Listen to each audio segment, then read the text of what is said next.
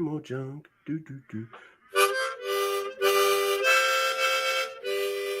Hello, everyone, and welcome to the NeverOpenPod, the podcast open to everyone.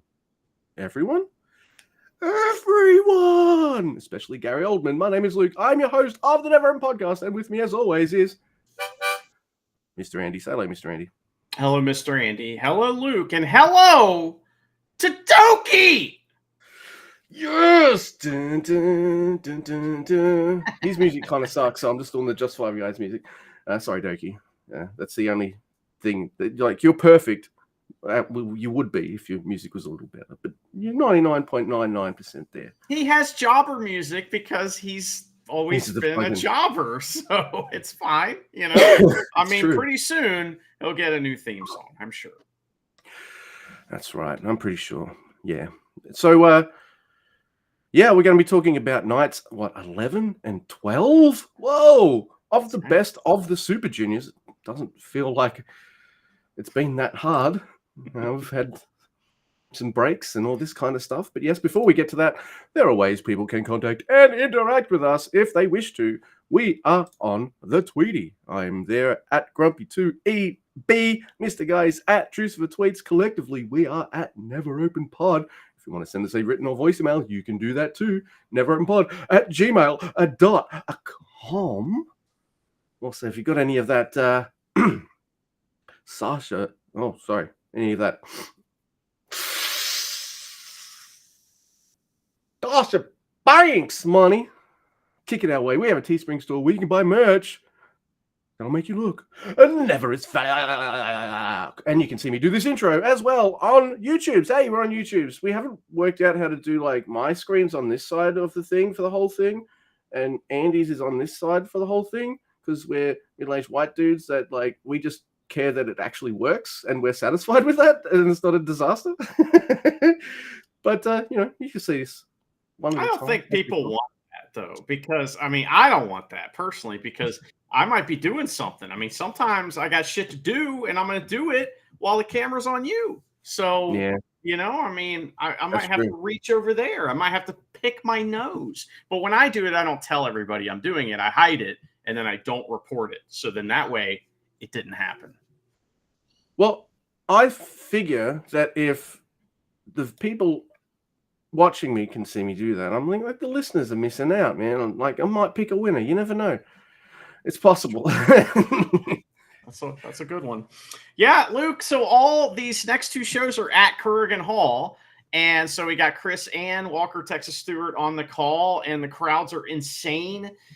I agree with you, though. It doesn't feel like night 11 necessarily. It feels like night 7 or night 6 or something like that, because we've had these breaks in between. In fact, after these two shows, now we have a couple days break before the finals, or the block finals, which will be on Monday. So, yeah, like a part of me is still waiting for you to go, by the way, Luke, after tonight's show, there's 4 shows in a row. Like never happened, Never happened. There's never been more than 2 shows in a row this whole tournament. Are they trying to look after the boys a bit? Like, what are they doing? I don't know. I like it. Looking after these boys. I'm all about it. So maybe asking them to do like 40 matches over the course of 4 nights, like, is a bit of a tough ask, especially when you don't make the fucking heavies do that. Lazy fucking heavy prick. you think everybody bitched last year and they were like, listen, come on, what are we doing here? I bet you that's what happened. Some people no in the shit. Let's do 3 days on, 1 day off, 4 days on, 1 day off, 3 days off. Like, I bet you for real.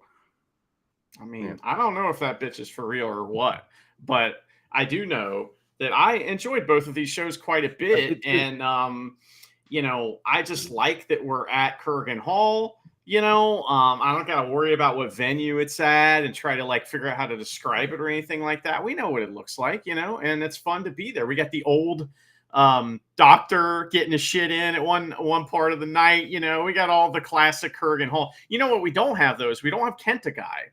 He's not there anymore, but we did have Bushi Guy. So that was cool. Yeah, that's true.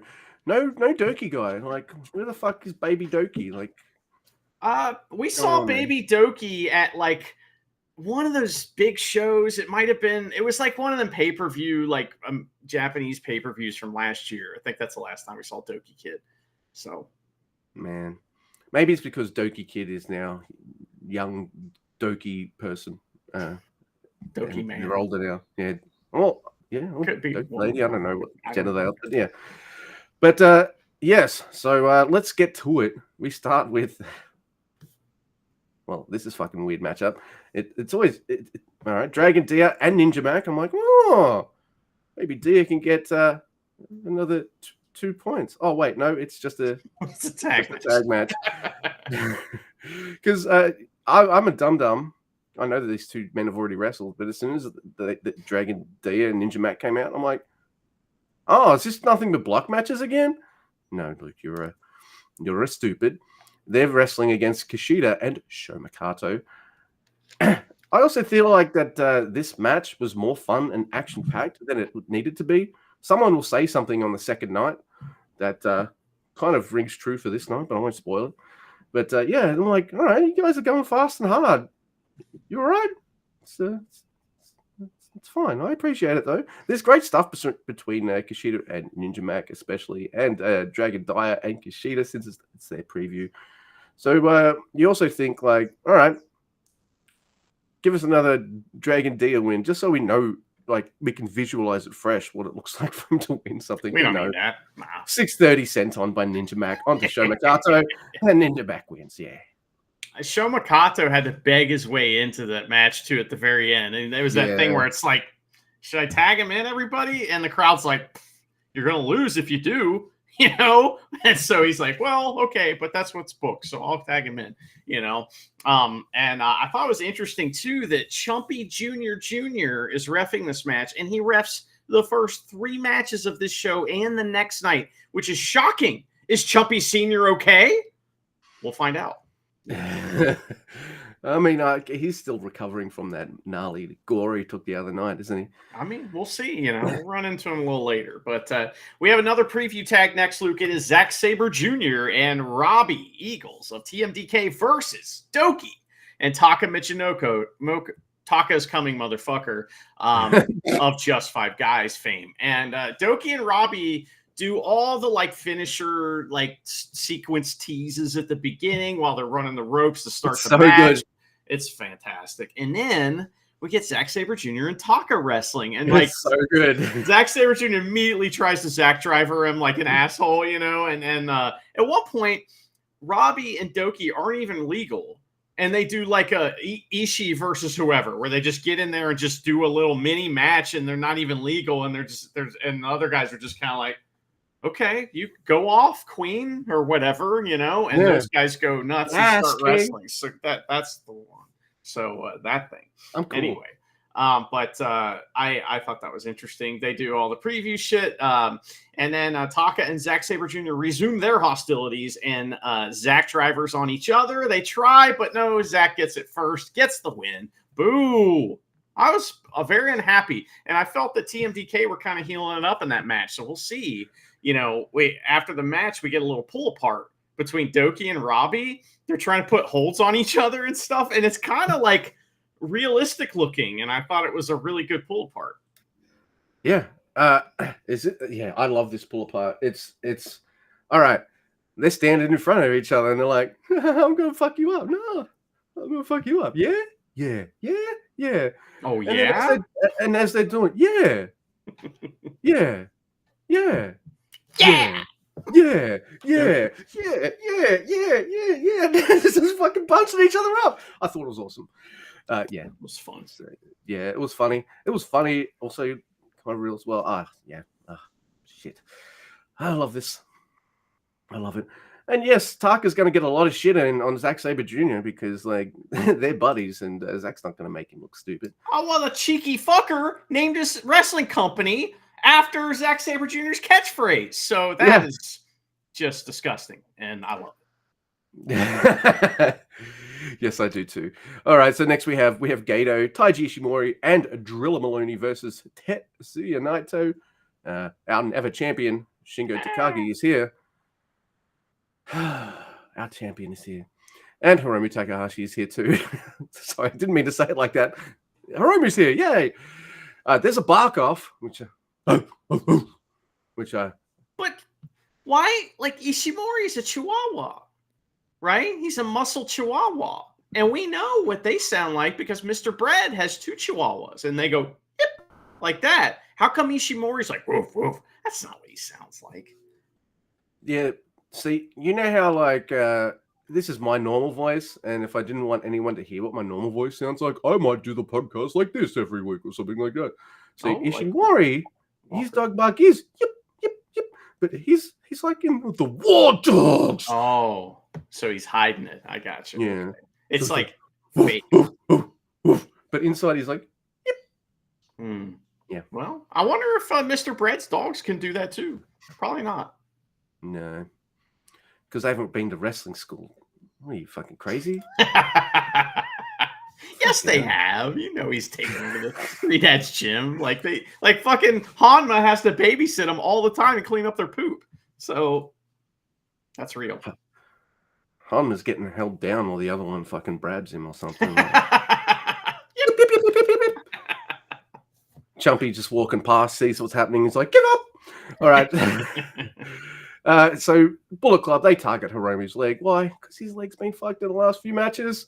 We get the muscle Chihuahua barking, and Mr. Guy got to see my amazing spelling of the word Chihuahua. I didn't know how to spell it. I'd had drinks, and I spelled it as CHI-WOWA, WOWA. I know what you meant. Yeah, I know that, but it's been a while since I've pointed out any Brab-like spelling. So apparently, Shingo needs one more Never defense to climb Mount Neverest and be the baddest of the motherfuckers. Mount Neverest. That's tremendous. I love that. Yeah. But in my opinion, there's 2 peaks of Mount Neverest. You've got the peak of, hey, I've gotten the most defenses of all time accumulative with this title. Now I want to see the other peak, and that is I've gotten 5 defenses with that title because the record's 4, everybody. Because that's a hard belt to keep because everyone wants to be a bad motherfucker. Anyway, there's a pumping bomber on Gato for the win. There's really awesome preview stuff in this match too, by the way, between Ishimori and Hiromu. There wasn't as much beard fuckery as you might expect from what? I mean, there was some, but I do remember you being really fucking angry that there wasn't any Gato chants. And I'm like, dude, they're not wrestling House of Torture. It's Naito and his buddies. Yeah. He's never getting cheered in this match. Get out of here. Those fans of Kurgan Hall, they're fucking assholes. They don't know who to cheer for. I mean, I thought this would be hashtag Gato's revenge again. I mean, he's finally going to get his revenge against Naito for fucking with his beard. But then Naito just fucked with his beard. They just let him do it. You know, after the match too, Shingo and Naito just bully Hiromu and like fuck with his knee after the match, and he acts like he doesn't fall for it, but acts like he's like in on the joke, but he's not though. No. These big brothers are being dicks. They chase him to the back, and then Shingo sticks around for Japanese commentary, which everyone's like, oh, yay. I'm going to go back and watch the show again when I get home, and I'll listen to what he has to say. He can't just go there and sit down. No, he looks at the crowd. He's like, hey, everyone, should I sit here? And they're like, yeah. Please. We love the back of your head. It's the best. So anyway, so next we have Sho and Yujiro Takahashi, your favorite wrestler, versus Hinare and Newman. And Hinare's fucking pissed off, and he destroys House of Torture's initial like dumb double team attempt, and Sho gets dropped down. Hell, he gets a drop down attempt during the Princess Pace spot. Respect, man. There's only a few guys that have like, you know, been able to do that. So eventually they use the exposed turnbuckles and other cheating to take over, they being House of Torture. Hinare gets the win on Yujiro and stands off with the Never champ. Shingo comes out from behind commentary with a hard look, and Hinare kind of forgets where he is while focusing on his goal. It's like really good character work, you know. I thought it was really fun. Usually these previews are a night for wrestlers to kind of, you know, hey, chill out for a little bit. Maybe let the Jiro take the reins here, and you know, chill out a bit. Reins. You know what I mean. But Hinare's making his debut. This is his debut from like Re-debut. Ever since that infamous fucking cage match, right? So I see him and I'm just like, oh, you guys aren't getting a night off, especially you, Show. you guys are going to get fucking beat up. Yeah, they are. And Yujiro's winning streak is over because he's been winning these preview tags. Man, Streets of Rage. You're the only one. You and him are the only ones keeping track of that, So just to let you know, but that was Yujiro's winning too much. Yeah, I don't like him anymore. But I thought, it was cool to see Hinari back. He's obviously super focused, and that's fantastic. I hope he wins. But we also get another returning wrestler here. Master Huato comes out and joins Japanese commentary. Not the Shingo Japanese commentary, the other Japanese commentary. The blue guy is fucking back, Luke, and he's not blue anymore. He's happy. Oh my god! Can you see him? As soon as oh my god! I was like, it's Wato. Wato's here. See now I understand why fans mark out when there's someone on commentary because I haven't seen Wato in ages, and I'm just like, fucking Wato's here. I figured I called that a long time ago. I was like, well, he'll show up for commentary towards the end of the tournament, and here he is. So I mean, all my predictions are always correct, every single one of them. That's true. It's makes for a really boring experience for me because you tell me everything that's going to happen, and I'm just like, oh, fuck. I know. Tell me he's going to win 30 times this year? Fuck. I hate him already. All right, so we're starting off with Yoshinobu Kanemaru, who's on 6 points, and Clark Honors, who's on 8 points. Wato's on commentary. That's my first note. I really liked this match. Kanemaru, he leads Connors on a bit of a chase, and back in the ring, there's a bit of a rope run thing, and Kanemaru dodges a pounce. I'm like, kind of nice. People are watching other people do their stuff. So I usually like that when people pay attention. But not for long because Connors eventually hits it. They call it the G flip or some fucking thing. It's a pounce. Period. Why can't I never remember the guy who said pounce, period? What was his name? He used to play NFL. I don't know. I like cheap flip better. So sorry. Well, can someone tell me who fucking does the pounce, period? This is like the 15th time I've asked. It won't stay in my head, but I loved him back in TNA. He was fun. Anyway, Connor he takes Kanemaru into the crowd. He does a suplex on the concrete, and there's a count that's starting, right? And Connors, as he's getting back to the ring, he's like, fucking top shit. Everybody cheer me. I'm taking out the House of Torture guy. Everyone, I'm a face. He gets massive cheers for that suplex. Man. They're like, and he's all baby facing it up, firing the crowd up and shit. It's so funny, man. Oh yeah, he's against House of Torture, so this is one of those few times he can be like, I'm a fucking superhero, yeah. And as he's going back to the ring, he notices that Kanemaru is coming back, and he might make the count. So he goes to grab his ever reliable Murashima. He goes to throw Murashima into Kanemaru. But just like with the pounce earlier in the match, Kanemaru, he grabs Murashima, turns it around, and throws him at Connors. Kanemaru makes it back before the 20 count, and Clark Connors is counted out. Oh my god, that is fucking hilarious. It is a really fucking Kanemaru way to win. I love it. And it doesn't make Clark look too stupid. Yeah, you got outwitted by the heel master. It happens, man. But Connors is so pissed off. Other ref is going to get spit out of their boots tonight. Sakamoto this time. Not only does he get spit out of his boots, he gets fucking dragged in a headlock down the back too. Abducted by fucking guys. Oh yeah. Good lord. So that guy's going to have a night like he's in what's that movie with The Hangover? He's going to have one of those kinds of nights, I think. Both men finish up the tournament on 8 points. I liked The Hangover a lot better when it was called Dude, Where's My Car? It's the same movie. Actually, they're both shitty, but anyway. Next match, so both those guys end on 8 points. I don't know if we mentioned that's the first one. Yeah, so both those guys end on 8 points. Pretty good tournaments for both of them, I really like Connor's tournament. He had a legendary match again that I will go back and watch, only this time it was like a hardcore match versus Desperado, whereas Yeah, the one man. before was a comedy match versus Taguchi. But the guy has at least one match a tournament where you're just like, oh, that's going to be in my rotation. Like, yeah, he's got range that Connors does. You know, I just hope he doesn't lose himself. That's all I hope. You know.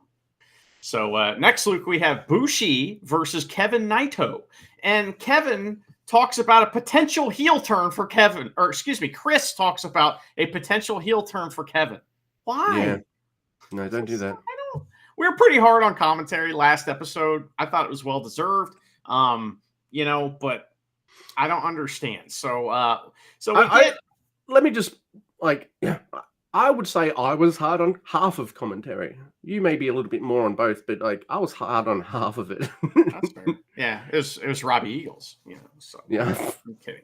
But anyway, so this is a problem too that I have is that these guys immediately go right up to the same fucking spot where the other guys just did spots, right? They go right up into the crowd, and I'm like, why? But then they do cool shit. So Kevin jumps over the steps from the third level down to the second, and then Bushi throws Murashima in the way, all right? And that is poorly timed and looks like it hurts really bad for both guys. So, but it's fun to watch. I liked it. And then Bushi takes Kevin over to the other steps and does the same thing to himself, but he lands the crossbody on Kevin. It was a really good crossbody too. Like, that was like flush.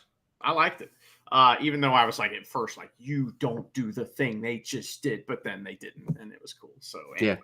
But a guy in the crowd after that Bushi dive, he starts a one more time chant.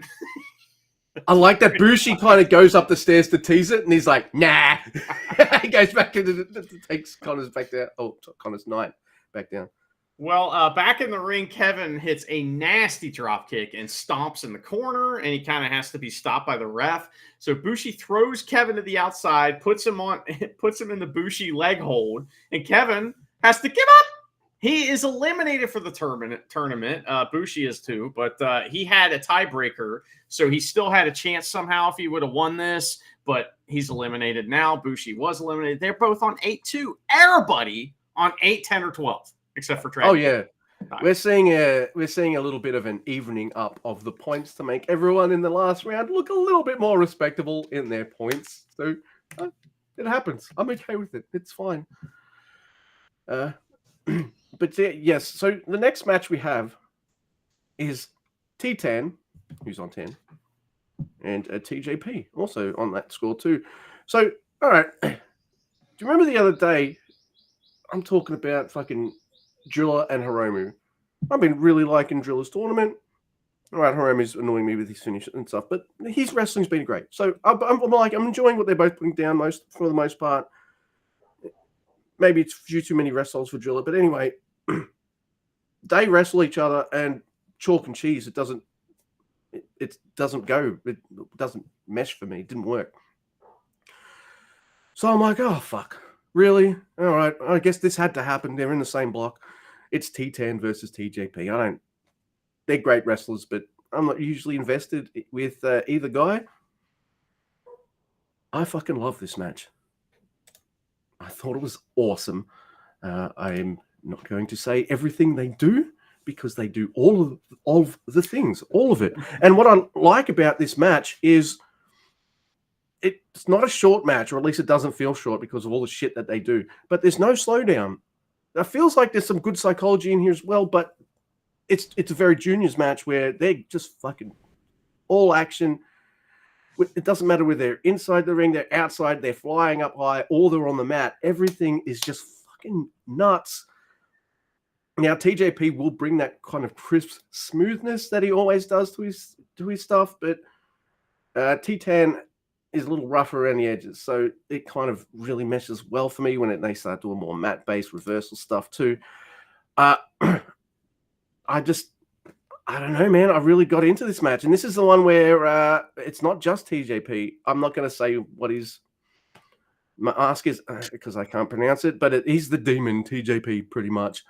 And the way this match ends is like they've both hit each other with everything, and it's kind of not working for either of them. So TJP, he's like, fuck it. Miss spot into T10. And And from that, he gets his finisher, the Bumper Splash. 1, 2, 3, TJP on 12 points. I don't know, man. Like, I just thought, you ever sit down and watch a wrestling match between two dudes you just don't really give a shit about, and then they just go out and just go, oh, holy fuck, I really enjoyed it. That's what they did here for me. So I like this. What did you think? Well, I'm not as big of a fan of this match as you are. I just personally didn't like it that much. I did like the result a whole lot. I mean, Teton gets fucking misted in the face and eliminated by TJP. That's pretty funny, so I enjoyed that. But I don't really care about these guys. And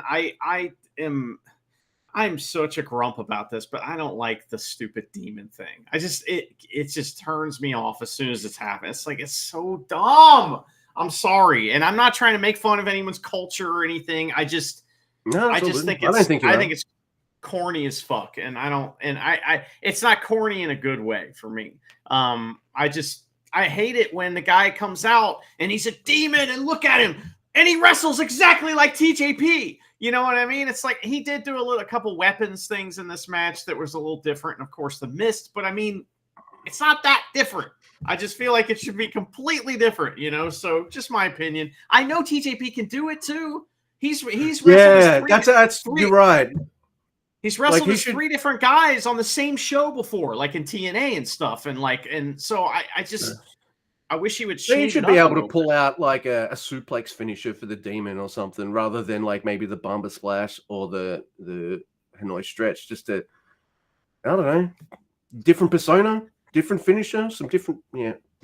I mean, is the demon thing from LA? Is the demon a fan of the Los Angeles Lakers? That Kobe Bryant, that the Mamba Splash is named? Yeah, that's the thing. If you're gonna put the mask on as well, like I'm not the kind of guy who's like, oh, cover up your tattoos or something. If you want to project a different persona, maybe have something long sleeved on. I don't know, man. You do. I still enjoy the match, but I get your point. Yeah. It's just like a half-done gimmick to me, and maybe they don't want him to go full demon for some reason, but whatever. It's just a thing I don't like. Anyway, Teton ends his tournament with Diaz points, and he is eliminated. He cannot go any further. He's done, which I was pretty happy about. TJP ends his tournament with 8 after losing and thinking he'd never win again. I mean, like you said, his missus was ripping him on social media, so, which is funny.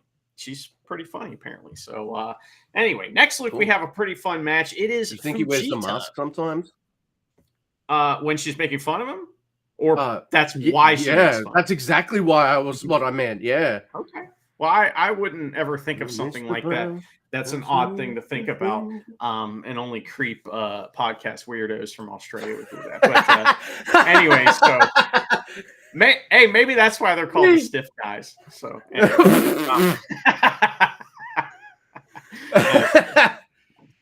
anyway, next we have Fujita versus Blake Christian, and referee Marty Asami's alive and he's here. Yes. And we're so happy. And Robbie and Zack Sabre Jr. are here to support their young punk friend. And Blake Christian's on his way to the ring, and he looks over, sees Master Wato, and flips him off. It's just fantastic. So that made me laugh. So now, it's fucking hilarious. Fujita hits a big dive to start, and Blake hits some dope high-flying offense right to Fujita's burger wrap shoulder, and he does the Pentagon arm breaker spot because everybody's doing that now, and then begins a series of creative fuck your arm spots, the kind of stuff we've been, come to expect from him. Like a Pele kick to the arm was pretty dope, Fujita comes back, though, with a running kick and a springboard drop kick. And, we get more like super dope fuck your arm stuff from Blake. A running kick from Fujita again to stop a tope from Christian. But Christian gets an enziguri over the ropes. 450 to the hung Fujita on the ropes. We had a really great bridging suplex from German suplex from Fujita a couple times. A second rope flipping Russian leg sweep from Fujita. All right. And then Rings of Saturn, right, from Blake. But they called it a Spanish fly. When a Spanish fly, one guy's facing one guy one way, another guy's facing the other way, and they flip together. They were both facing backwards with this. So it was a Russian leg sweep flipping. I've never seen that. That was incredible. So I love that. Then we see Rings of Saturn, which is usually what I call a move that I don't know what it is, but it kind of looks like Rings of Saturn. So I'm always like, that's kind of like Rings of Saturn. Well, this actually is Rings of Saturn. I marked out big time. That's great. Blake goes to a 450. He misses. Fujita gets a bridging German for 2. He gets his finisher. Abandon hope. All hope is lost, Luke, but he gets the big win. The crowd was 110% behind Fujita. It's a big time win for the kid. He eliminates Christian at 10 points, and Fujita has a somewhat respectable 4 points. Big win here at the end, though. 6. 6. It was points. 4. That's respect. Yeah, but it's his first major Best of the Super Juniors too, isn't it? Without being a young lion or something like that. I don't know. Correct. Yeah. All right. So one of my favorite mid-card guys from the 90s, and I got it into him through WCW, sue me, but it was Perry Saturn. I don't know why. He was one of my favorite mid-card dudes. Tremendous. I thought it was fucking awesome. Then I got to see some of his ECW stuff, like Canyon. Oh man, I was a huge Canyon too. Oh man, those two. Oh man, but yeah, he was mid card for life, right? But this guy got punishment duty in WWE. It was like, all right, you have to walk around with a mop with a face on it, and he got it over. And then they fucking fired him anyway because it's like, we're not ready for you to be over, so fuck off, fucking WWE. But anyway, just seeing Rings of Saturn. I don't think I've seen one for ages. So the guy from AEW, he's a bastard. That guy does it. The brutalizer. Yeah, he's like the only guy that does it nowadays. I think. I give you that. I haven't seen Pac for. I know he's been back lately, but he's been gone. He'd been gone for a while, and he has the habit of coming back for a couple months. He's been gone for almost a year. Yeah. Back, he's like almost a year. I'm like, fucking hell. And he's in Death Triangle, right? And I feel like the only one who's injured the least is Pentagon, but he's the one that's over the least. So he's in fucking limbo all the time. He's having a match against someone I like on this weekend, Pentagon, and I'm just Konosuke Takeshita. I'm like, okay. I want to see Pentagon win, but the champion of the world. He could start Life Triangle, you know what I mean, or something like that. Yeah, uninjured triangle. That's when they turn face. Maybe it needs to be a fucking square. I like it. You know what's not square, Luke, is setting up this next match, which is an exciting match you're going to tell us all about. But here's how it works, is that it's Hayata versus Desperado. Win and you advance with TJP. Okay, so TJP will advance, then the winner will advance, or draw, and both of the people that are wrestling in this match make it, I believe. So, and TJP gets eliminated. So that's kind of cool, Yeah. Yeah. So this match, I'm watching it to start off with, and I'm like, fucking going with Hayata for the main event. All right, okay. And I'm watching this. So I do believe I messaged you this slow, and then they put it. Shut up. Hey, I haven't finished yet. Get out of here. I'm listening. You're shaking your head. He's shaking his head, everyone. I was rolling my eyes and making faces. I was going, fuck that. That's shut up. You didn't like T10 TJP. I'm allowed to rag on Hayata for another 5 fucking. I gave you my reasons, You don't have to like them.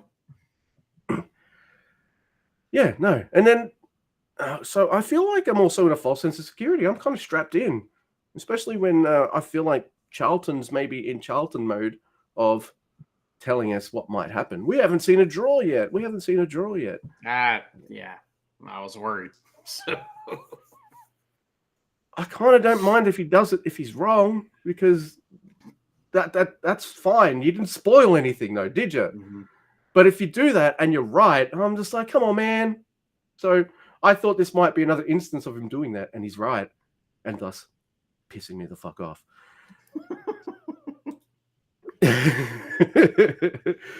So as this match goes on, though, it kind of wins me over. They're picking up speed. They're not, and it stops feeling to me, I guess, like they're working towards a 30-minute kind of match. starts getting kind of gnarly. I'm into it. You're gonna have to back me up because I believe I took more notes on Vegeta versus Blake, but I love the finish here. I usually hate it when Despy picks someone up after doing the Pinche Loco to hit another one, but you know what? I like seeing a bit of extra stank on Hayata. He gets like a fucking super Pinche Loco on this motherfucker and he wins. So Desperado's won the block. He is the block leader, so he'll take on the second person who places second in B block, and TJP will now face whoever comes first in B block. Right. Yeah. So so it's El Desperado and TJP that move forward. I was happy El Desperado got the win. Yeah. Hayata didn't make it easy on him. He was fantastic in this match. They made him look pretty good, Hayata, didn't they? Because he ends up 10 points. He's got a title for another company. I thought, like, I might not have 100% gelled with him, but they did him all right. I like one of the cool things he did in this match is that he had unexpected cutoff spots that were really cool. Like sometimes you see a cutoff coming a mile away, but like with him, they come out of nowhere and they were really cool spots. He did awesome fuck your arm stuff as well. And they did all kinds of cool like hammerlock reversals and bridges and shit. It was really nice. And I don't know. This is also one of those matches too. We got to 15 minutes in. And I was predicting a draw tease, but Desperado win. And we know every prediction I make is correct, because I make them after the fact. The pace was telling me it was pretty. We were timing it well, but they didn't make a big deal about the time limit because I think there was still like 3 minutes left when the finish happened. So I'm cool with that. Hayata did hit his finish, but Desperado got like 1 foot on the ropes, like just barely at the last second. And I thought that was kind of cool. So and it's not the Shinobi thing, it's Shinoi or something like that. So sorry, Shinobi, shatter. Yeah, that's what I'm going to call it. So Desperado ends with 12 points, and Hayata, like you said, with 10. That's pretty cool, man. I thought he did a good job, and I don't know, I like Hayata. So I don't know what your problem is. That's fair. So if we're looking at A block, we'll go from the bottom to the top. We got Vegeta on 6. On 8 points, we've got Kevin Knight, Kanemaru, Bushi, and Connors. It's not too bad. And on 10, we got T10, Blake, Hayata, and TJP. But, yes, they've all got 10 points, but I think TJP beat all of those guys. So that's why he got the tie break right there. And just be on top. Sweet. Yeah. At the tiebreakers, man. You don't got to win all the matches. You just got to win the right ones, right? Get hot at the right time. And he did. He'll be in the finals. So, Luke, that was night 11. There's only one more night of actual tournament action here. We're about to talk about it. Night 12. It's also a curtain ball.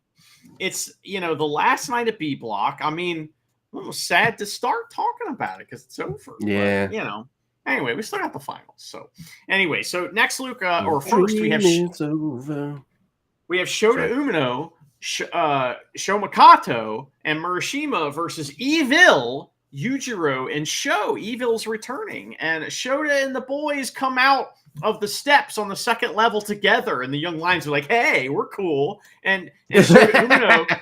He dances like a douchebag, and the crowd loves it because Will Ospreay taught him that. The dance on the Twitter. Yeah.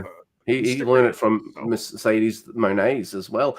By the way, I just want to point it out because Andy might not have, and he doesn't give a shit. But Shooter was on Dynamite the same day.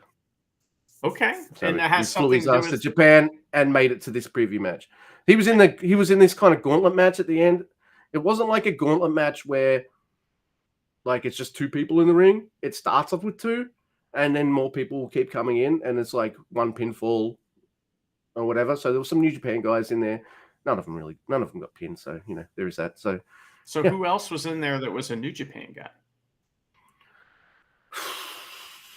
He can't remember, but I know Shooter Umino was there. Was Jay White in that match? Yeah, Jay White was in the match. Hey, I thought you would find that interesting, and that was kind of like setting up something maybe at Forbidden Door for him, or moving that direction. Because I messaged you and was like, "Oh, I heard there was some shit that happened on Jay White's not Dynamite." Jay White's not going to have anything to do with New Japan at Forbidden Door. He lost that match. Not allowed to wrestle New Japan guys ever again. All right. You're no fun. So I try to talk to you about the show you like. That's the funny part is I'm like, okay, I thought Luke would be really interested to talk about this cool show that he watches all the time. And you're like, I don't even know what you're fucking talking about. I was like, oh, okay, well, I'll fuck off then and never read anything about AEW again or try to bring it up. It was a bit of a casual watch for me this week, and it must have been super casual because nothing really penetrated. Man, I had to what? There was like a really long segment with Jericho. I'm like, fuck off. And then Monet's on the mic. I'm like, get out of here. Jeez. Okay. Well, I don't know. I thought Jay White wrestling New Japan guys would interest you, but I guess not. So he didn't really touch New Japan guys that much. Like, I don't know. I can't remember. I'm gonna have to together. Yeah. I mean, that's just kind of interesting. So okay. All right. Well, maybe not. But so I just like I talk said, about Boki. We're getting there. So Shota Umino dances like an idiot, like we talked about. They have a plan, and it's to attack before the bell. All right. So Yujiro and Evil start pinning and pulling up Young Lions at 2, which is a bad plan, But Evil hits a Death Rider on Murashima while Kanemaru holds Shota and makes him watch, which was really funny. So Evil gets the win, and he grabs the mic. Now he has the title, right? He has the real one and says Jon Moxley has the bad one. It's fake. It's a replica because Evil's the real champion. He's the president. He's all these things, and that Jon Moxley has no friends. So it is going to be a handicap lumberjack match at Osaka. And Evil has a new t-shirt that says it just says Moxley's X'd out and it just says Evil over top. And he puts Murashima in the Scorpion Deathlock for no reason on the floor on his way out. It's almost like this casual thing where he just kind of steps right into it and then just walks away. That was really funny. When you see a wrestler as well wearing lots of different kinds of t-shirts, because not long ago he had a similar t-shirt that had President Tanahashi crossed out and just Evil over the top. See a wrestler wearing lots of different t-shirts all the time, they sell. Mm-hmm. So makes me happy that it's a torture baby. Yeah. Maybe. So I also like that he just makes up all the rules. Yeah. We're doing this kind of match. It's what I want. Yep. Evil's like that motherfucker who's like, the best way to get what I want is to kind of manifest it and make it real. So and then make everyone believe it as well. He's got the secret. He's got to visualize, open the third eye and don't let anybody poke you in it. Poke them in their third eye. That's what you do. So. That's right. He doesn't have to worry too much about that unless he's wrestling Taka or Gato. So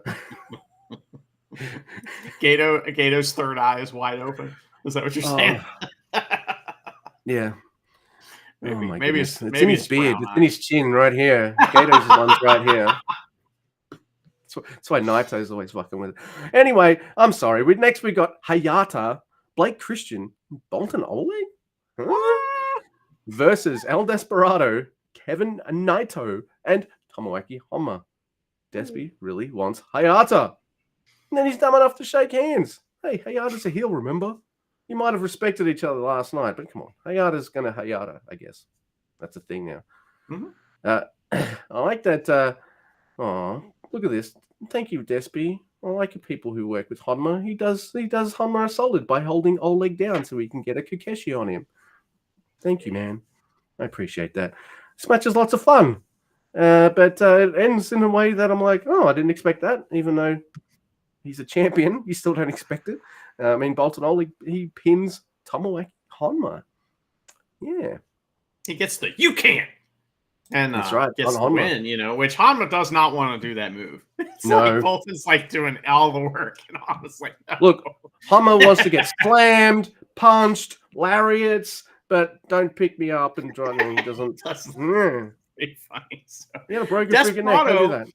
Desperado was so mad because he didn't get to wrestle Hayata at all. And he's like, cool, then I guess you can't come to my party. Because that's kind of the idea is that Desperado. You're not invited anymore. What do you think? Which also maybe now is a moment to mention that we don't have any, news about this other than it happened. But Nakajima recently resurfaced on Instagram, Delaygram for you. And it was a video of him as a homeless person on the street. And somebody in a nice car pulls up and hands him a black invitation. And we don't know what it is, but maybe it's Desperado's thing. Maybe he's been invited to the G1, which would be fantastic. Maybe he's just going into a business for himself, making videos. Yeah, you never know. But make everyone think I'm going someplace, and someplace might hire me. Maybe we'll make them. So anyway, so next, Luke, we have Zack Sabre Jr. and Fujita versus Clark Connors and Gato, which I love that tag team. Clark Connors and Gato, tremendous tag team. It's one of my favorite Bullet Club tag teams at this point. Yeah. So Fujita does not want to fuck around though. He's ready to fight, and so Connors gets his ass kicked and bitches that it's happening, right, on an undercard match. So he complains to the other wrestlers, like, calm down, like, relax. This is an undercard match. So. That made me fucking laugh. I love that. It's an undercard match, man. Just chill. he had his bumping shoes on, and so did Gato. Gato was bumping like a maniac in this match, and he doesn't usually do that. So I was like, wow, this is so cool, man. We get huge dodging. And then he accidentally spears Gato. Well, then Connors accidentally spears Gato, which he goes flying, and he pulls Zack Sabre Jr. off the apron for a perfectly timed foiled tag. After that was really cool. Gato did. Then Gato's bumping all over the place. Finally, Zack Sabre Jr. tags in and hits all kind of uppercuts on Connors. Fujita tries to get the win, and he does. He stretches Gato, who has to give up. I loved it. Fujita wins and makes Gato give up. That was fun. And this ref is not hard of hearing because he didn't have to ask twice. Hey. Huh? Eh? If it's somebody else, are you sure? Are you sure? If it's Gato, the boss, you're just like, all right, he gives up. Yep. Let's move. Oh, my goodness. Next. Hey, we should have had something like this the previous night, but we got it here. We've got Callum Newman, TJP, and Hanare versus Shingo Takagi, and T-Town. I fart every time I say his name. You just can't hear it. So, Callum and T10, they're a little wobbly in places. Like, I don't know, maybe the pacing's a little off. Callum's really fast. Maybe T10's not as fast as you think he is. T-Town doesn't like that. He don't like it. He's like, no, I'm the fastest, you see. So you can't be the fastest. I will fuck your moves up. I am a T10 of this business. How big I am. So, yeah. Do you have chest scars? No. We're doing it my way. Fuck you. May have a few, him and Akira on that juice. That's true.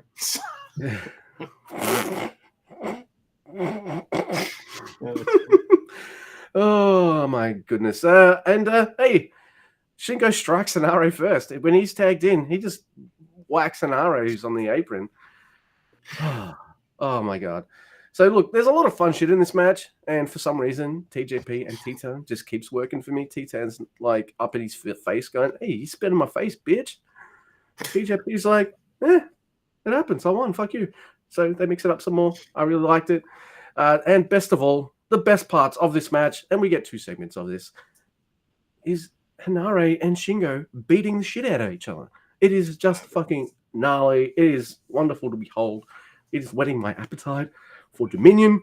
This is probably my most anticipated match for Dominion, even though the end of the tournament I've been covering this whole month is on that show, and Evil has a title shot. I'm just like, yeah, I want this. This is my belt. Our show isn't called. It's not called the Junior Open Podcast, right? So yeah. It's not the Super J Cast, is it?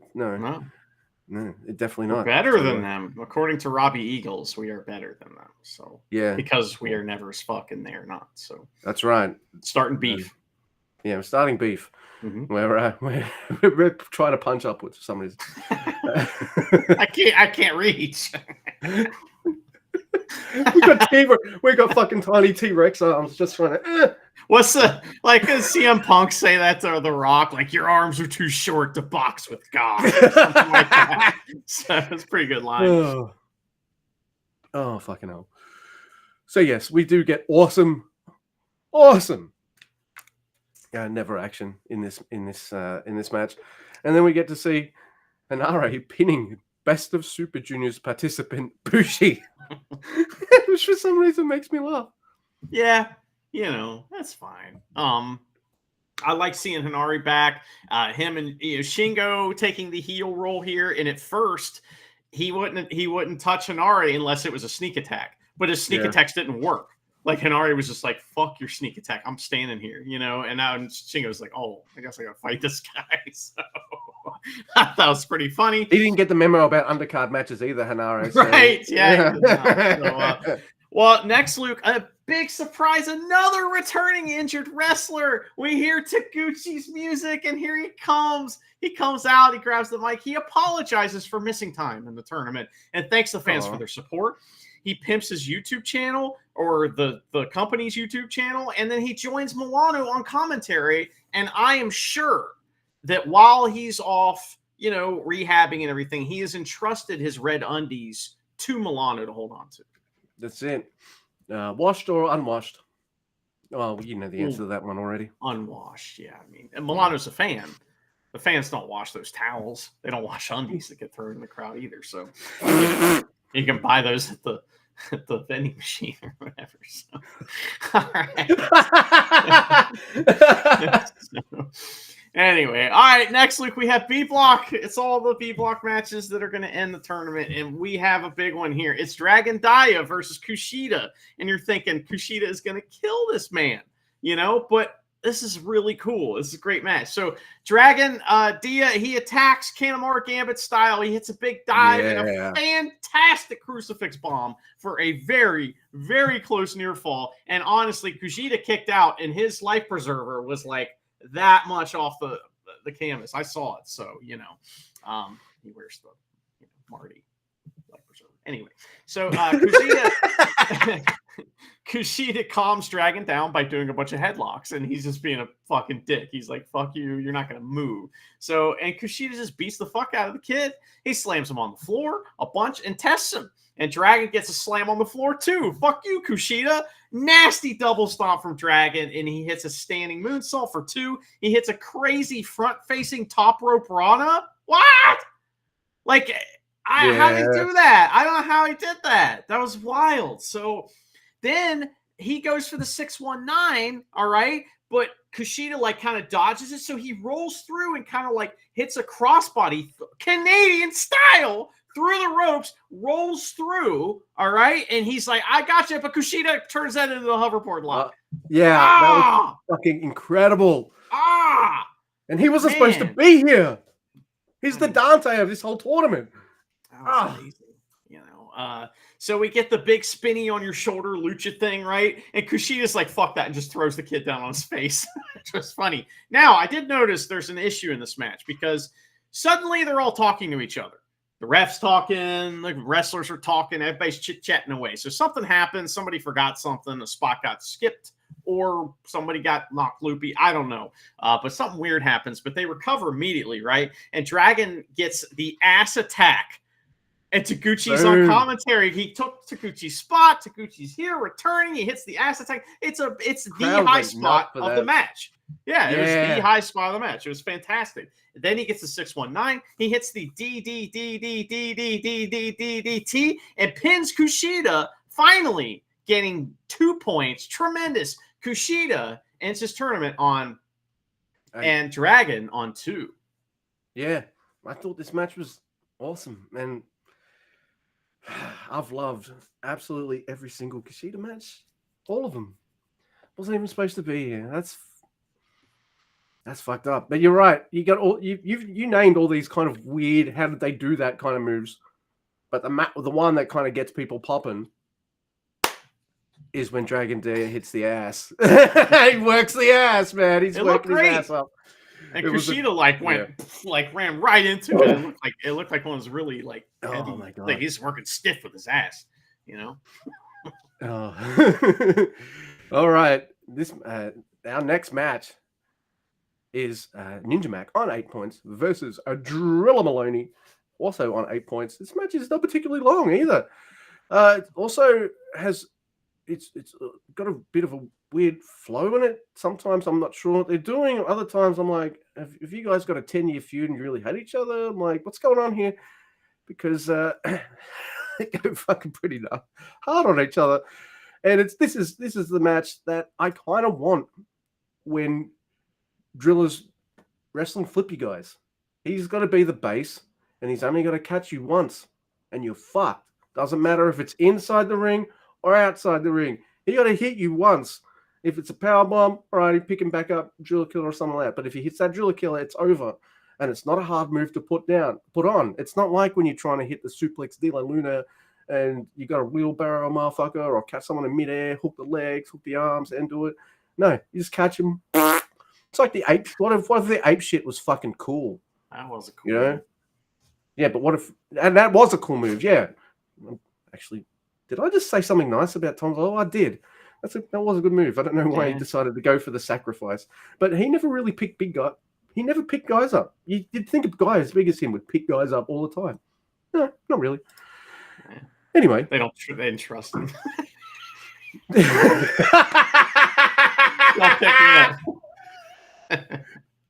That's probably could be something there.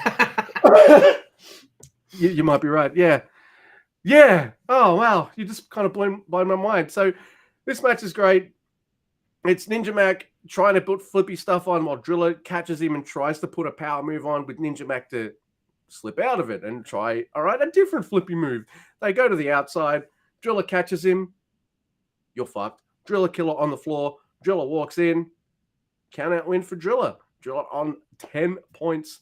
Ninja Mac on 8. I thought Ninja Mac's tournament was great too. Yeah, he did a great job, man. So did Dan Baloney, you know. He had a couple weird matches. This is one of them, though. Because he comes out at the beginning of the match and gets the mic and is like, why am I here?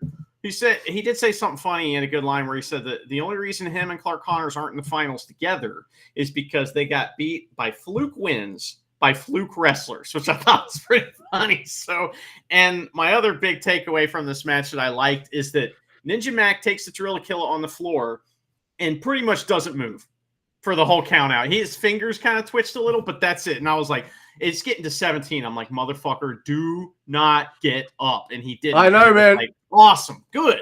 Way to put somebody over strong. Way to, like, really, you know, that move is fantastic. I know, like, Chris Charlton's going nuts about it. Oh, it's, you know, he always is kind of like, if it's a British wrestler, he goes nuts over it, right? So here we are. But he's just talking about how it's the most devastating move of all time, which it is, you know, but just show us that. You know what I mean? Don't tell us. And they did. Yeah. I like that a lot. That was pretty cool. Ninja Mac is hopefully okay. I mean, the old doctor had to shuffle over there and be like, oh, what's going on here? That would have been so funny if he pulled out a stethoscope and started listening to it, like a tongue depressor. Starts going, like, pulls the mask apart and puts that in there. That would be so funny. Oh, fuck, I love that. So, what's the reason you were hoping Ninja Mac wouldn't get the fuck up? Is it because the next match, Mr. Guy? No, I mean, it's because I wanted that move to be put over. That's why. Yeah. If you take that shit on the floor, you shouldn't get up. So here we are, you know. The next match is like something that we've been waiting for and we're excited for. Doki and Robbie have wrestled 5 times, all right? Or this is the 5th time. And Doki has lost every single singles match versus Robbie. You know, their feud is kind of like, it's only in ring, and it's fucking awesome. And it includes 2 very strange things. One is that for some reason Doki decides that he's going to do promos in English when he you know, is getting ready for Robbie Eagles match. And they just, I guess it's not strange, they just go hard and they just like go together like peanut butter and jelly for some reason. So here it is. And this match is important too because Doki has to win to stay alive, right? So if he loses, he's eliminated. And Robbie is being a dick about it. So he wants to eliminate him. He's been a prick up to this point. Here we are. And guess what, Luke? You know, we can't have Chumpy Jr. We can't have Red Shoes. We can't have Sakamoto. He's dead. You know, Kenta Sato, who gives a fuck about him? We only got one ref that we can have make this a fair fight, and that is Marty Asami. And he is here because he knows how much we love him. So I was so happy to see him. So yeah. So, Luke, tell me about the crowd's allegiance in this match. How did you feel about the crowd? I felt pretty good about the crowd. Look, when Robbie does his Robbie thing, everyone's going to do it back. It's fine. But, man, it was raining. Ducky chance, big time. And, all right. So something it's fair for Chris to say, but it does bug me a little bit, is how he's like, people are just jumping on the Doki train now. And I'm like, bitch, we were the only two motherfuckers on that train. He's fucking driving it. I'm shoveling the fucking coal into the choo-choo train. Marty's driving. Yeah, Marty's driving. We're shoveling the fucking coal in, right? We started off ragging on him, Dookie, like all this shit, and then we just kind of like, all right, if all he's going to do is lose, let's just see what he's doing, and it's just bump machine craziness. So we just, I don't know, we've loved him a long time, and feels like it's been a long road for him to just, I don't know, not even win a title or something, just be over and get wins. And the crowd's really into this match big time, and into Doki. It's the thing where is it possible he's going to win, right? For the longest time, that wasn't even the case. That it was even possible. And we've been, counting his points, meticulously in every best of Super Jrs and things like that, right? Because we cared how many points he got, even when he didn't win the tournament. And not only does he blow out his previous record, but we'll see what else he does here. So the crowd is solidly behind Doki, as you said. Robbie starts that oi oi chant, and these flip-flopping motherfuckers chant for him. And Doki tells Robbie to shut the fuck up. And I agree. So I thought that was awesome. So these two, they do awesome, cool reversals, junior stuff to start, and it's very smooth at first. Doki bounces off the ropes right into a snap Saito suplex. It's awesome. Robbie beats up Doki and taunts the crowd that was just cheering for him. Yeah. What the fuck, man? I think he's realized very quickly that, all right, this is a Doki crowd. I'm going to have to heal this up. Well, of course, yes. I'm just playing along. So Robbie gets the Ron Miller special on, but Doki gets to the ropes right away. Doki fires up, and we get a big strike off at 5 minutes in. It's the fastest 5 minutes I've ever experienced in my life. Yeah. So I was like, 5 minutes? What the fuck? It's only 5 minutes, though. But Robbie does a lot of dodging attacks and taunting, which is disgusting. And Doki does the rock strikes. He does the, boom, boom, whoa, thing, which is really funny. So that was great. And then we get a DDT for 2, and Doki attends to his ouchie leg. Robbie keeps getting the Ron Miller special on, and Doki has to get to the ropes. There's a bunch of that goes on, and Robbie's not waiting for any turbo backpacks today. He's just going right for it. He runs in the corner, hits the Meteora in the corner for 2. Robbie does some fuck your leg, and the crowd chants Doki's name. Now Doki dodges some attacks, just like Robbie had been doing earlier, but his leg's very ouchy, and Robbie takes advantage. So Doki wants kicks. Bring it on, you Aussie fuck. And he wants more, and Robbie obliges, He's like sitting there like, come on, give it to me, He's like, my fucking chest is so buff, it's fine. You can hit me as hard as you want. And Doki hits that gory backslide thing and locks in the Doki chokey. Robbie's fucked, but no, he escapes to the floor. But Doki hits a diving DDT to the floor. And Walker calls it a suicidal tornado. I like that a lot. That is fantastic. Yes. So, pretty cool. Daybreak for 2 back in the ring, and they do the big time counters and reversals that we need late in a big match like this. Robbie does go for the turbo backpack because he's not having success. He gets that for 2. He tries Ron Miller again, but settles for a nasty kick. 450, but Doki catches him in the Doki chokey. Doki turns it into a pin, which was so cool. He's got him in the Doki chokey, and Robbie, he rolls over like, I'm going to get out of it. And he's like, no. And he just pushes down on him and starts pinning. And that was really cool. They roll back into it. All right. Then we get all kinds of fast pins. It's incredible. Doki gets the suplex de la Luna out of nowhere. Fast edition. Fucking pins Robbie Eagles. It's Robbie on 10. He's eliminated. And Doki could still advance. We don't know. We don't know what's going to happen at this point. But Luke, you were crying. Yeah. Like for me, I don't know. sure, I get emotional invested about some wrestlers. Jay White's one of them. Well, I don't know. He was. Now you don't even care if he's on Dynamite. So. He's got the fucking stank belts times 2. Yeah, he's he the might stank as well belt be king. He might as well be the stank belt king. King Switch. Remember his shirt's like King Switch? Now it's King Stank. Yeah. Like, get the fuck out of it. It's King Stanks. Like, get out of here. Doki's one of them. I don't know. I love Robbie Eagles. We've had him on the show.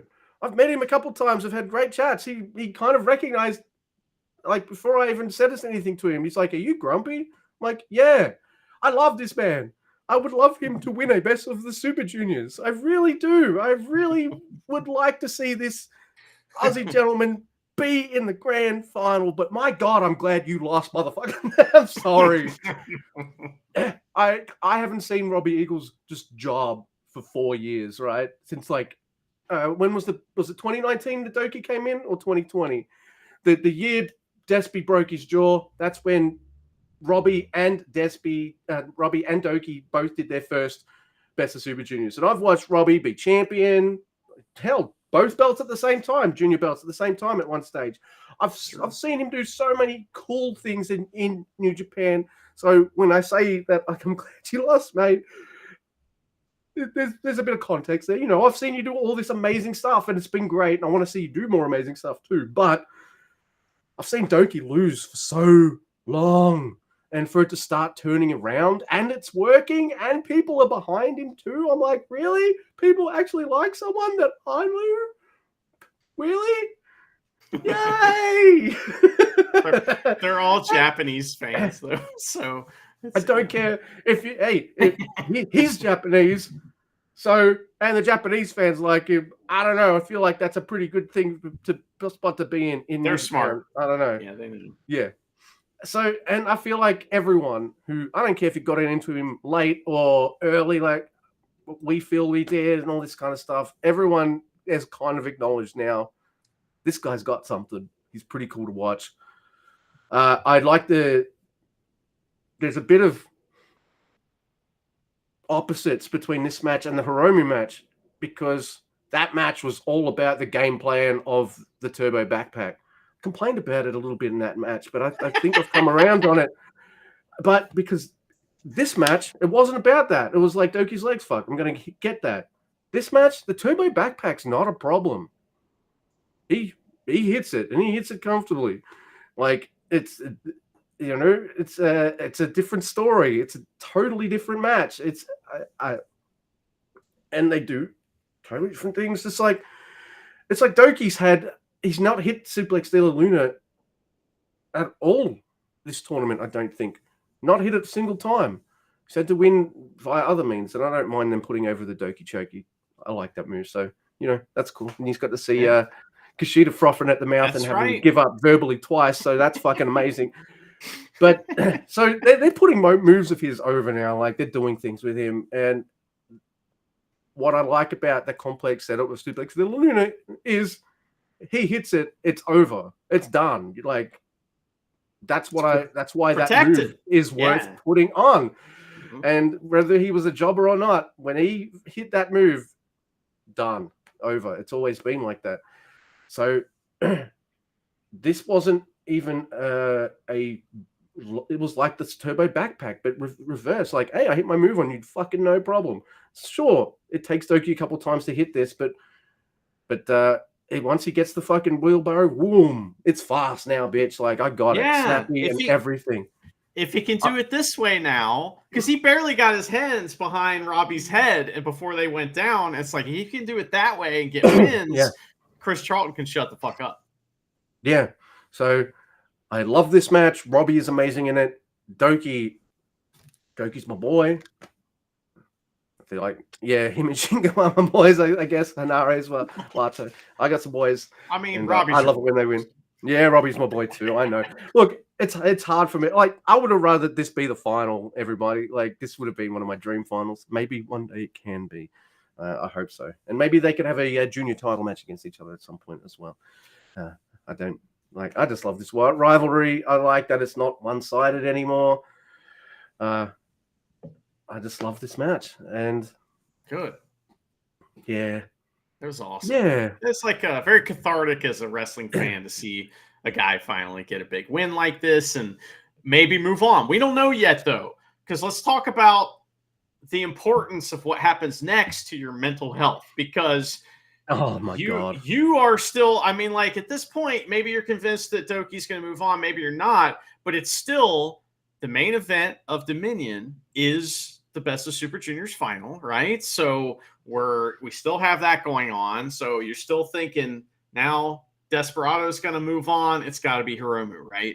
And what's the next match, you know? So for me, that's the main event. Like Doki Hiromu, that's a marquee match for me. Like it just is. So I'm like, fuck, I'm kind of, do I have anything left in the tank? What's next? Turns out I did. Because next you match meant Doki Robbie, right? Yeah. Because the next match, Hiromu Takahashi versus Taiji Ishimori, not only is it awesome, but I still have that Doki worry that I have with Doki matches. If that makes sense. So yeah. So I'm already frazzled. Even like, all right, Doki. You were just crying, you know? Yeah. I sent Andy a photo. Look at my eyes, bitch. I've been crying. It's like, yep, he sure has. So, you know, if Hiromu wins, Doki's out because he'll have like 14 points or something like that. But if Ishimori wins, Doki beat Hiromu and a couple other people that'll allow him for tie breaks to be second. Fucking crowd pisses me off in this match. Why? Hiromu! Motherfucking shut up. Going for fucking Hiromu. Get out of here. Not only is this match a big Best of the Super Junior match with a best of the Super Junior match feel, this felt like they were main eventing for the title of a main show as well. This felt like this is what a two top guy Best of Super Juniors or Super Juniors match is. This is what it is. And I say it's big because they do things, you know, it's big when fucking Hiromu's pulling out a bloody cross. And then not long after that, Ishimori's pulling out the time bomb too. You know, that's not like every show kind of shit. That's big show shit right there. When you're stealing each other's moves, you're kicking out of each other's holds. And there is like one of the most beautiful Mysticas in this match as well. Just he's up there. Hiromu twists him, and it's just majestic the way he just fucking spins and slams Hiromu's face into the mat and just with the arms. I'm like, fuck. And it's all of that. With that move right there, he made a flippy lucha move that's supposed to look pretty, look like it almost killed a man, right? You know? And it's like that's what these guys are, you know, Hiromu's selling and Ishimori wrestling is able to accomplish, you know. So what another thing I like about this match, yes, Ishimori does do I've taken the corner pad off, and yes, I also missed that, but apparently it wasn't blatantly fucking obvious this time. No. Thanks. So I don't look like an idiot, but it's all right. I look like one of those at least once or twice a show. So now you can see me look dumb on video. Hey. But so Ishimori does have some of those Ishimori things, but other than that, these guys just fucking go. It's gnarly. It's fucking exciting. I'm on the edge of my seat double because Hiromu is Hiromu, right? He's the Okada of the juniors. Like, so I'm like, look, I get it. I understand. But him winning would just we can't have Doki at least be in the finals and then maybe lose to Desmi or something. I just can't have nice things, can I? And then it fucking happens, man. I just can't believe it. A bloody cross on Hiromu. 1, 2, 3. Taiji Ishimori wins. So not only Doki wins. That means Doki wins. By the way, yeah, not only does Taiji Ishimori win, so you know, might not be too much of a stretch to get Charity to watch the Best of Super Junior, or at least one of the final matches, because Ishimori is going to be in it. And I think he's got a good chance of winning. If they want two top guys for their tournament, Destiny Ishimori Boom, right there. Or one top guy, one underdog. That could work too.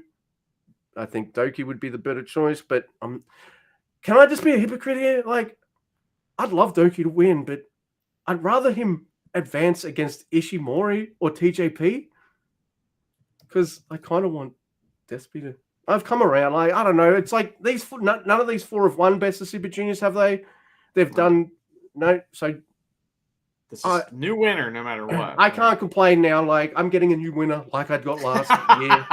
I'm getting a brand new winner. One of them could be Doki. So I guess the only way I might complain at the last four is one of two ways.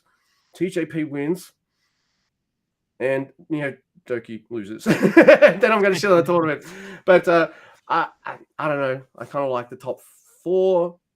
TJP is going to make it good, make it nail biting as well. So I don't know. It's cool. Well, let's talk about that match real quick. Yeah, and then we can kind of wrap it up. What a double main event for the end of B Block though. Robbie, Eagles, and Doki. Then I'm like, I'm not sure I want anything to follow that. And then I'm on the edge of my seat for Hiromu versus Taiji Ishimori.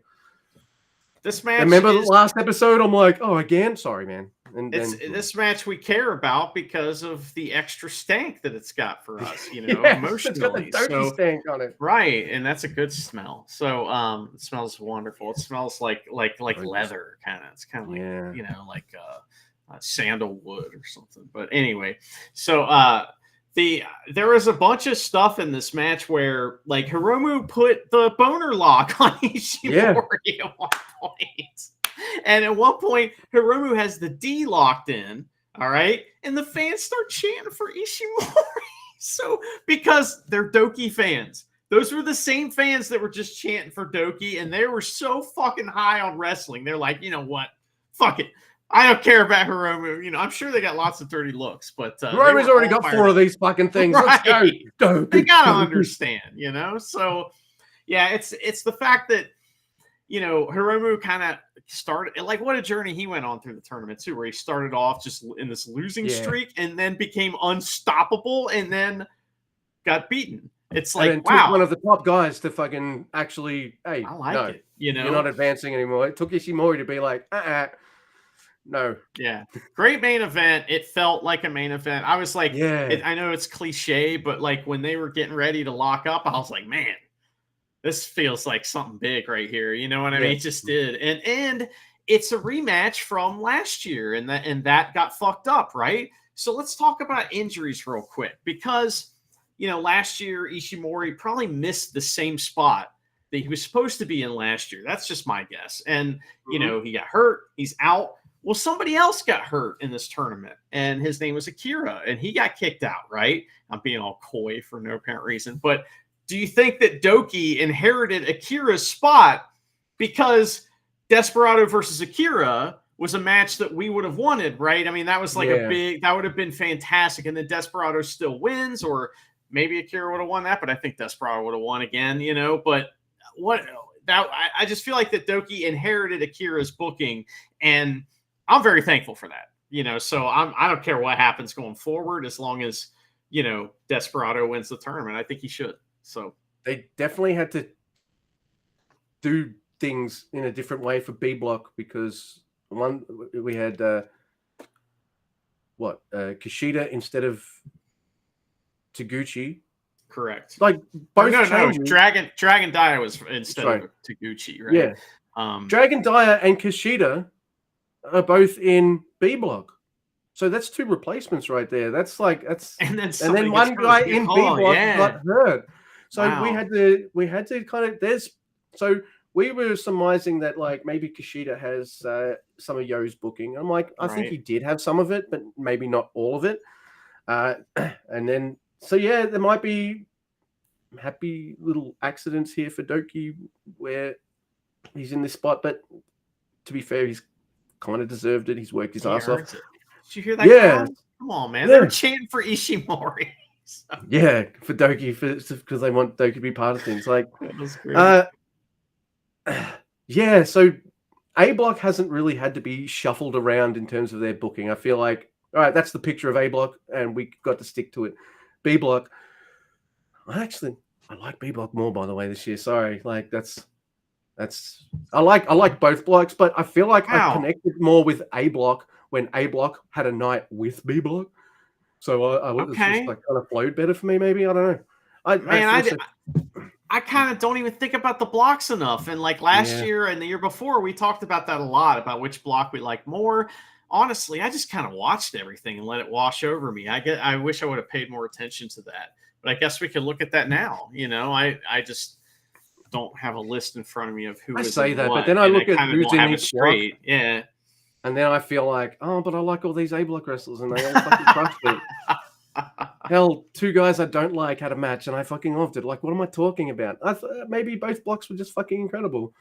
Maybe B block just super impressed me because of all the changes they had and all the wrestling we weren't supposed to have seen. We got to see. We weren't supposed to see 5, 6 Kushida matches like in this tournament. Mm-hmm. Sorry, he wasn't even fucking invited. Not even on the short list.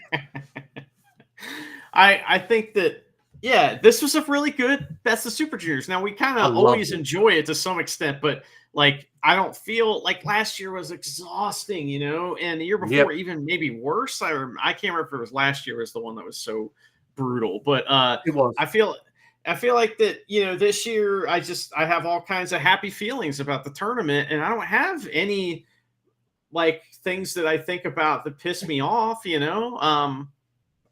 You know what I mean? I really enjoyed it. So that means then the finals will be the block finals. It'll be Doki versus Desperado, and then Ishimori versus TJP, right? Because you can't just do, you know, Doki versus Ishimori again, right? So you know, that's not cool. So they got to mix it up. They've done that before, and I feel like, you know, Desperado's probably going to win and hopefully win it all. And maybe it's Ishimori's year. I don't know. I don't really want to see TJP win. Everybody else I'm cool with. I agree. I think TJP is going to crush it in the finals. He's going to put on amazing, tremendous wrestling that we're going to love. We just don't want to see him get the 1, 2, 3 or tap someone else. That's just how we feel. He's a great hand, and there's no doubt about it, you know? Oh, absolutely. And it is possible for him to really turn me around on things, even if it's not a match that got to you. Him and T10, I liked it. I don't know, man. Like there's so many guys. Like I'd seen Ninja Mac before, but not regularly, not consistently. I think he's fucking awesome. He's this kind of dude. He can have a serious flippy match. He can bang on. He can flip, maybe not so much, and pull out some suplexes and shit too. And he's willing to have a fucking comedy match. Like, I kind of liked that. Whereas all the Hayata matches felt like Hayata matches. I felt like Ninja Mac had a bit more range, a bit more comedy, a bit more action, I guess. I don't know. That's. I didn't rip on him too hard, but the Dan Baloney stuff was pretty bad. Yeah. There was some dumb stuff in that match where they asked him to act kind of, and it didn't go well. But that's not his strength. When they played to his strengths and he wrestled guys that were going to do that, then I mean the matches were great, right? And that's kind of what most of what happened in the tournament this year, I think. I think Driller was better than he was last year. We were tough on him, not realizing he had an injury for most of that Best of Super Juniors. Right. And we softened up by the end because he started getting better, and then he turned heel and all that, and it was like, all right. Oh yeah, okay. You know, absolutely. Blake Christian might as well have been the first time I've ever seen this guy, because he was just strong dude for me. I don't watch Ring of Honor. I don't have time to watch extra even more wrestling. You can't even watch AEW. Dude, if it's see, that's another thing, man. Like, it's tournament season, and I've got lots of New Japan to watch. I haven't watched unless J and E and a band like, hey, Viva Van's on Rampage this week. Like, I don't give a fuck about Rampage or Collision, and I'm got Dynamite on while I'm doing stuff, man. You know, when you have to hyper focus on so much because it's tournament season, you just kind of, I don't know, man. Yeah. So, but yeah, Blake Christian, wow. He's been absolutely fucking incredible this whole tournament. Come out with some really fun comedy wins.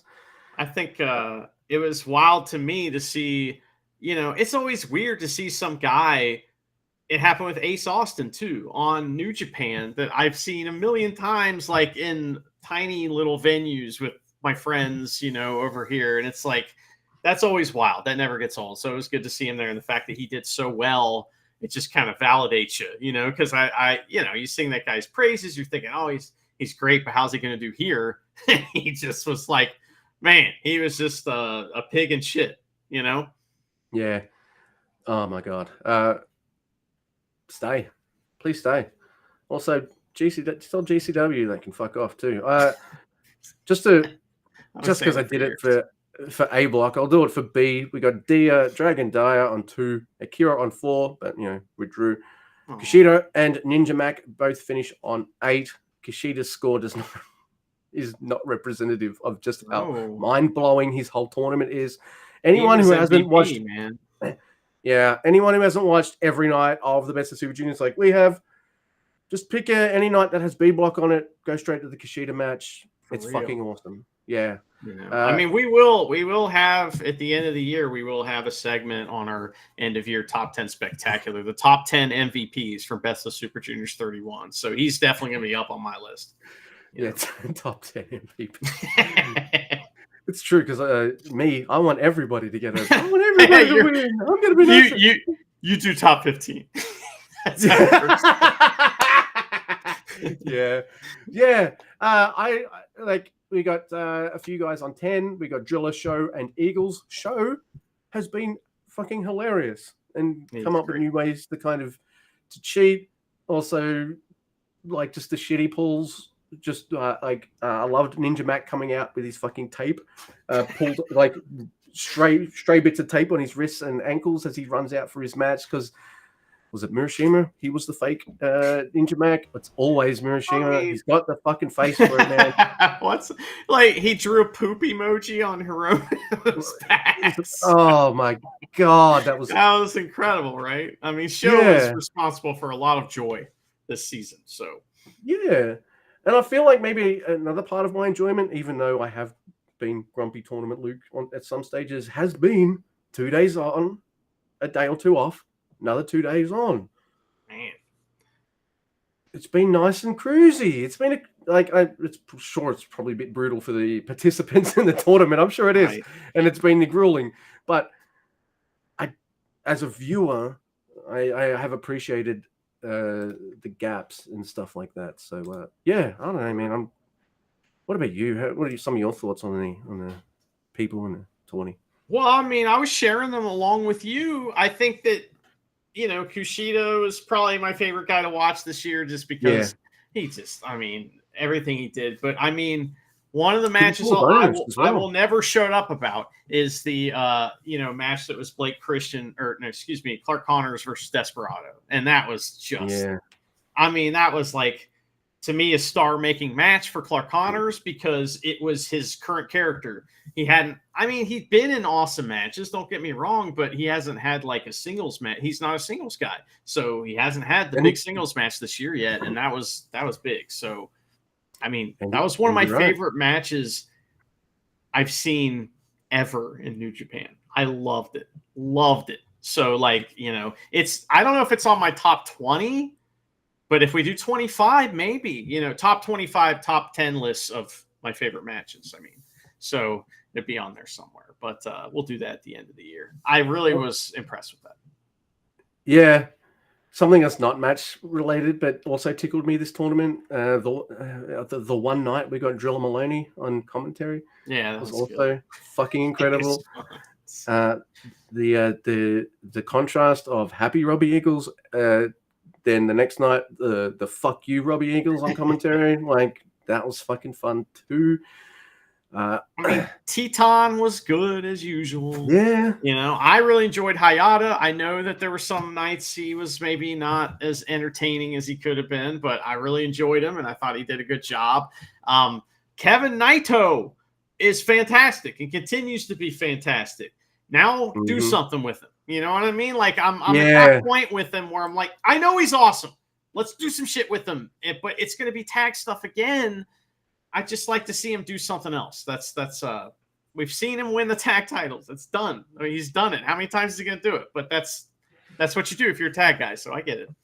Yeah, I feel like I'm ready for that next step. Doesn't mean heel. I mean, relax, everyone. I feel like Bullet Club War Jogs have enough juniors. House of Torches got enough juniors. Are there any other heel factions at the moment? No, I don't think so. I don't think situational, So I can't see Kevin turning heel. He does wear a lot of orange. Team DK seems to have some juniors as well, but no, they don't have enough juniors for a turn team. I don't know. Hey, by the way, this also set up stories for the future, depending on wins and losses. I am hoping to get Clark Connors and Drilla Maloney versus Kosai Fujita and Robbie Eagles. That is definitely a match I'm hoping to get. I mean, a whole bunch of guys can take their pick with fucking Show. What'd you think of Fujita? I thought this was incredible. This is like a big step in his journey as a wrestler, right? We saw him grow up right in front of our eyes, like make actual steps. Not only did he win matches in the Best of Super Jrs, he has gear now, he has his own music, he has an established finisher, and he has an established finishing hold now. So he's got like all the things that you need to like make it as a singles guy. He's not going to be a singles guy for a little while, but this was a little taste of what that could be like. Yeah, I like that. His finisher feels like something one of the TMDK. Sorry, I say TMDK. It feels like something Mikey or Shane Haste might do. Yeah. In terms of like up high, down low. And then when it comes to the submissions, it feels like something that he's taken from the other boys. So yeah, he's piecing all this stuff together and becoming this quite complete wrestler. And how old is he? Half my age? No. What a young punk. He's fucking it's interesting.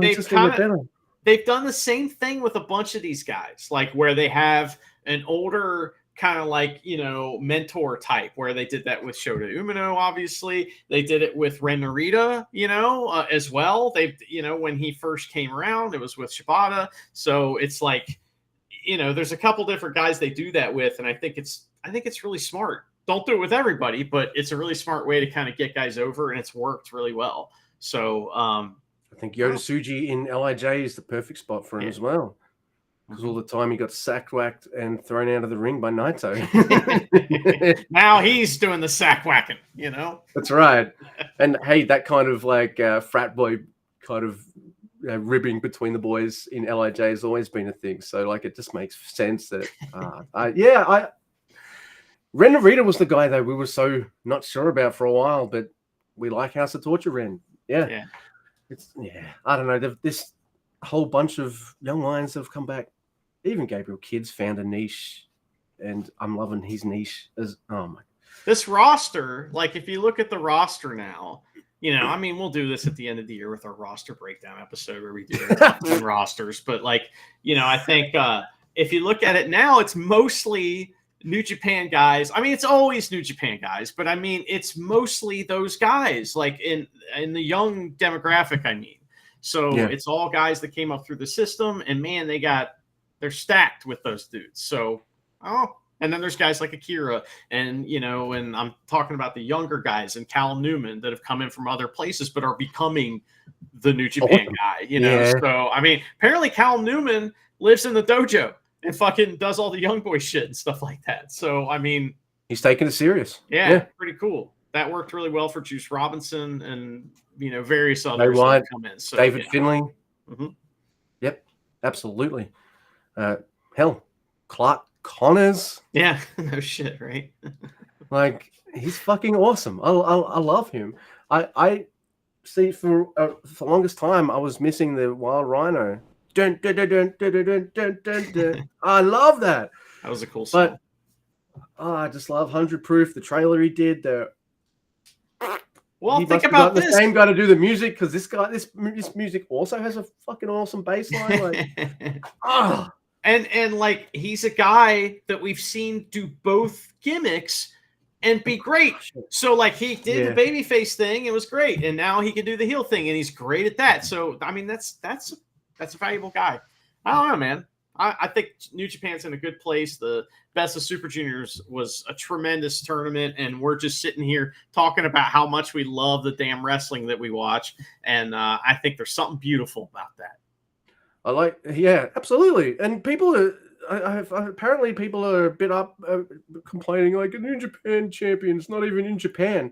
I'm like, it's Best of Super Juniors. Yeah. Champ wouldn't fucking probably be there anyway. Are you serious? Okada didn't show up last year, I don't think. Or who was the champion last year? Sonata? Maybe a tag match or two, but like he wasn't like a huge presence. Why? Because you want to look at the fucking Super Juniors and what they're doing. You don't want to have Moxley just coming in and just you want all the eyes on the juniors where it should be. So I don't know, like the champion's not in Japan. Fucking Best of Super Juniors. Shut the fuck up. I think this whole thing with Moxley's kind of weird. I'm not ready to judge it yet. As far as like, is this dumb or is this like something that's going to like be good? So, because nothing's happened really. He's just been gone. He's not really defended it. He's like had these matches where fucking that guy that used to feud with Volador. He defended against Ben Narita. Match. Oh yeah, that's true. But that guy that used to feud with Volador, Rocky Romero, he got a match or something where it's like if he beats him, he gets a title match or some shit. I don't know. Can I just tell you, unless it's like in a New Japan tag match where someone pins the champ and they've got the feud, like that's how I like that. My least favorite way to get a title shot is by pinning the champion. I'm sorry, if you pin the champion, take the belt. Well, not if it's in the tournament though, So yeah, the tournament, like you know what I mean. But if they're having like an eliminator match, if this guy wins, he gets a title shot. Well, against who? The guy he already beat. No, give him the fucking belt. He's the champion now. Like you lost. Well, the difference is the eliminator match is some special match that you've made up just for this reason. In the tournament, it's happening organically because they have to face each other in the tournament, right? So it's like an automatic story that's told, whereas now you're making one up. So, I'm actually happy with Show's booking. Yeah, he lost a lot as the champion, but he's a piece of shit who's trying to slime his way out of everything. He deserves the few wins, and he's got heaps of people gunning for him. Guess what? He's going to slip away out of a couple more of these, maybe. It could happen. Right. But that's why Desperado should win the Best of Super Juniors, because look at who's the champion. It's Show. How did he win the title? By count out off of Desperado, and they took his mask off, which somebody forgot about. He marked Doki as well, which pissed me off. Like, saw his face. Like, that's illegal. It was beautiful. It was a beautiful thing. My mind, it's like that's couldn't process so much beauty. Put the mask back on, man. There's this part in the Bible where like Moses is such a holy dude that God shows him his ass. Like, I'm not kidding. So that's in the Bible. Wow. And it like has a profound effect on Moses, let's just say. So it was similar to that. That's what I was trying to say. Fair enough. Well, who doesn't like a bit of ass? I mean, especially God's ass, man. That thing is squeeze grapes, Makes diamonds. What's the deal with the thing, the t-shirt? What is this? Oh, this t-shirt. Yeah. It's called Headed for Home. And I honestly don't really know what it's for. But last weekend, one of our favorite people in the world, Jay, came down to Cincinnati and we went to a baseball game together. And we walked around the stadium for a little bit and went and looked at the river. It's kind of cool where the stadium's at. And I was mansplaining to her about how it used to suck. And now it's good, you see, shit, because I'm a douchebag. But we were walking in this back entrance and there's just people giving these t-shirts away. So I got one. So it's a t-shirt that we got for free. Nice. So you got it as you were leaving, as you were as we were going in. Home. So I had to carry it around the whole night, which is fine, But the phrase "heading for home," there used to be this old announcer, Joe Nuxall, and this dude was awesome. He's the youngest guy to ever play in the major leagues because he lied about how old he was. He was 15 years old, and he started pitching in the major leagues. And he became an announcer for the Reds after playing for them. for years and years, and he's just this fucking awesome dude, man. And he passed away, but his phrase was always, round and third and heading for home. That's what he'd say, signing off. That's what the name of his book was, like, the guy's fucking awesome. So this is a reference to Joe Nuxall. So shout out to Big Joe up there. Man, I could talk about him almost as much as I could talk about Doki. So giant. I have the Just Five Guys shirt. Hey, look, there's 5 guys. There's a little silhouette of all 5 guys on the back, but it's not Yu Uemura. It's who's that motherfucker? Oh, it's Kanemaru. Yeah. Kanemaru. Piece of shit. What a motherfucker. He's been fucking delightful as well this tournament. Like that way he beat Clark Connors just tickled me. He had a couple other wins like that. That just, what an asshole. Man, that was nice to talk about some of the boys and all that after the thing. Like, fucking hell. Yeah. I mean, got to do it now because by the time the tournament is over, I'll be like, well, here's just a little programming note. So, we're going to have 2 episodes next week. One will be the Best of Super Juniors finals. The other will be a mystery secret episode that will be coming out later in the week. That's right. And we're not so that's a thing that'll be happening. But with the Best of Super Juniors finals makes the triumphant return of venue Google reviews, and we will hear about Wrestler Diaries as well. So just want to remind everybody that those things will be coming back next episode. So good times are to be had. Yeah. What's Wato, Yoshihashi, and Goto doing with the side order of Yo? Maybe Shingo. Not Great Okan. No more with Great Okan. Sorry. No, man. Reading a fucking Great Okan diary, I feel like I'm reading Marco Polo's travels. Yeah, dude. I mean, hey, he was the he gives his diehard fans fucking bang for their buck, Oh yeah, that's true. He is giving the value,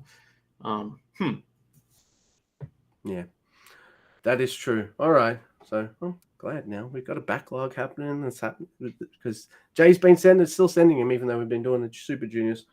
Yeah, and all right. So unless there's anything Mr. Dude would like to bring up, it's an Angel harmonica. For some reason, it has 1955 on it. I'm not sure it's that old. Oh man, that's a classic. Ooh.